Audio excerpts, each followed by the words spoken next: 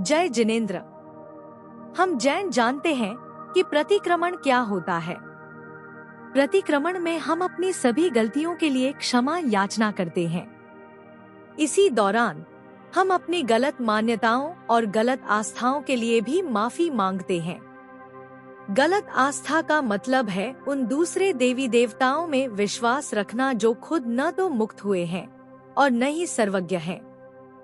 हम प्रतिक्रमण सूत्र बिना उनका असली मतलब समझे ही बोल देते हैं और अगले ही दिन लोग अपनी सुबह दूसरे देवी देवताओं की पूजा से शुरू करते हैं। वे उन्हीं दूसरे देवी देवताओं के लिए व्रत रखते हैं, उनकी आरती गाते हैं और अपने घर के मंदिर में उनकी तस्वीरें और मूर्तियां रखते हैं। अगर प्रतिक्रमण के बाद भी हमारे काम या भक्ति ठीक उलट दिशा में जाती है तो सच कहूँ तो हम प्रतिक्रमण के पुण्य को यूं ही छोड़ देते हैं। प्रतिक्रमण करने के बाद आपकी आस्था की सुई केवल तीर्थंकरों की ओर होनी चाहिए। वह आस्था मजबूत और पक्की होनी चाहिए।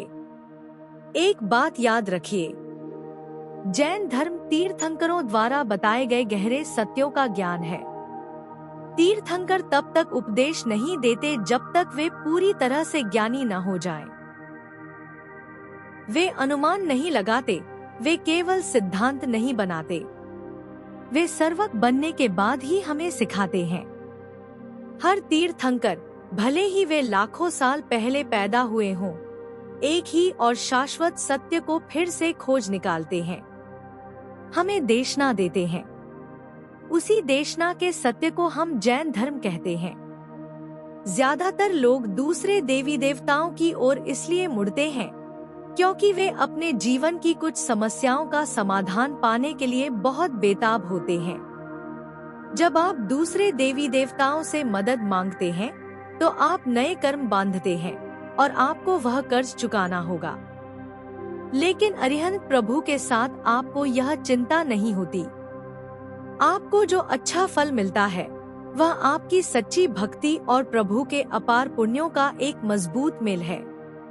अरिहंत प्रभु को अचिंत्य चिंतामणि कहा गया है, एक ऐसी इच्छा पूरी करने वाला रत्न जो आपकी कल्पना से परे है।